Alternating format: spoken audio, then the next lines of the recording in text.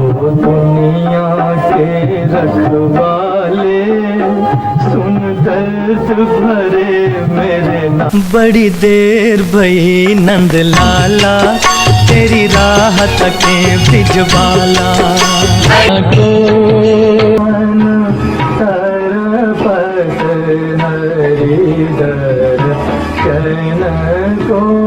आना है तो आजा, हमें कुछ फेर नहीं है भगवान के घर। बना दे। दोस्तों, अगर हम रफ़ी साहब की गायकी की बात करें तो रफ़ी साहब की आवाज़ एक ऐसे अथाह सागर की तरह थी जिसका कोई ओर छोर नहीं था, कोई अंत नहीं था। ना ही कोई उसकी गहराई का अंदाज़ा कर सका, ना ही कोई उसकी चौड़ाई का अंदाज़ा कर सका। बस एक सागर है जो बहता चला जा रहा है। रफ़ी साहब ने अपने करियर के दौरान सभी तरह के गाने गाए, लेकिन जब कभी उन्होंने भजनों को गाया तो उनकी भजन गायकी में उनकी आवाज़ का जो असर मिलता है, जो तासुर मिलता है, जो एक श्रद्धा, जो एक आस्था की खुशबू मिलती है, वो सुनने वालों को आनंद विभोर कर देती है।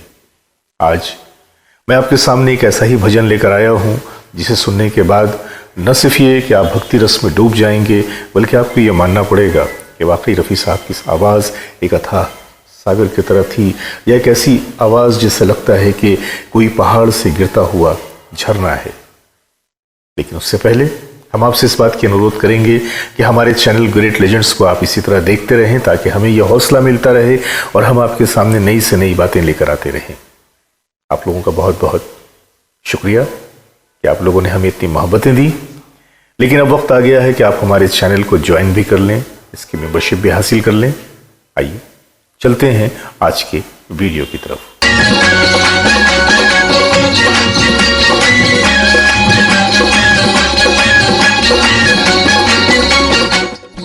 रफ़ी साहब ने अपनी ज़िंदगी में तकरीबन 250 से भी ज़्यादा म्यूज़िक डायरेक्टर्स के संग काम किया।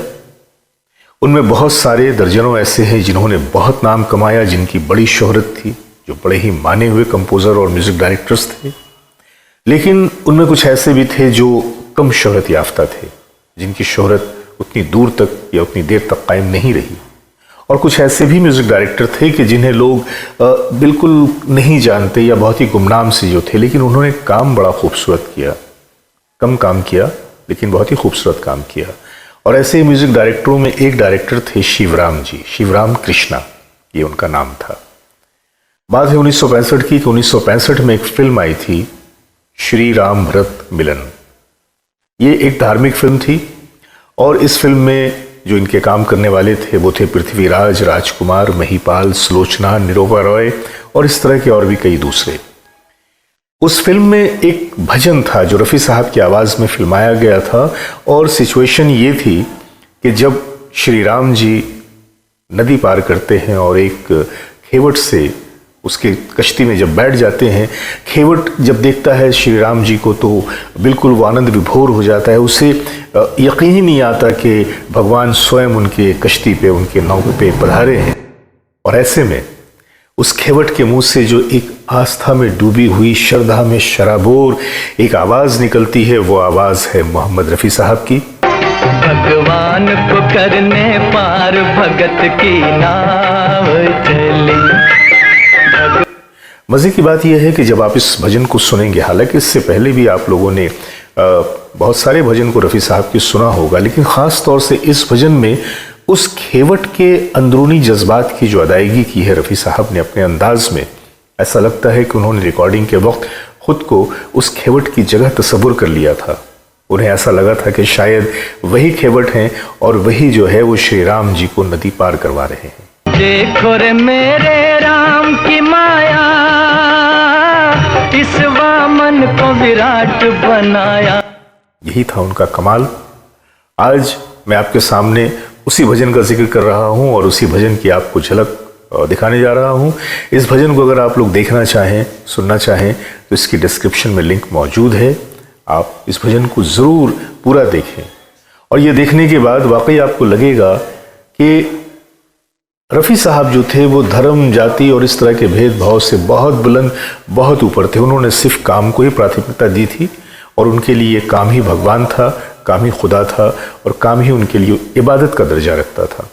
और यही वजह थी कि उन्होंने जब भी कुछ गाया दिल से गाया, और जब भी कुछ गाया तो उसमें ऐसी श्रद्धा, ऐसी मोहब्बत और ऐसे रंग थे कि जो कोई और शायद नहीं दे सका। एक जन्म में 100 जन्मों का मैंने तो भाई ये फल पाया। आज के लिए बस इतना ही। अपने दोस्त जावेद नसीम को इजाजत दीजिए बहुत सारी मोहब्बतों के साथ। नमस्कार। लेकिन नमस्कार करने से पहले मैं एक बात आप लोगों को कहना चाहूँगा कि अब समय आ गया है कि आप लोग हमारे चैनल के मेंबरशिप को भी हासिल करें, क्योंकि हमारी मेंबरशिप के लिए हमने एक अलग सेगमेंट का इंतज़ाम किया है जहाँ पे हम आपके लिए ऐसे कंटेंट्स लेकर आएंगे कि जो सिर्फ और सिर्फ हमारे मेंबर्स के लिए होंगे, प्रीमियम कंटेंट। तो अब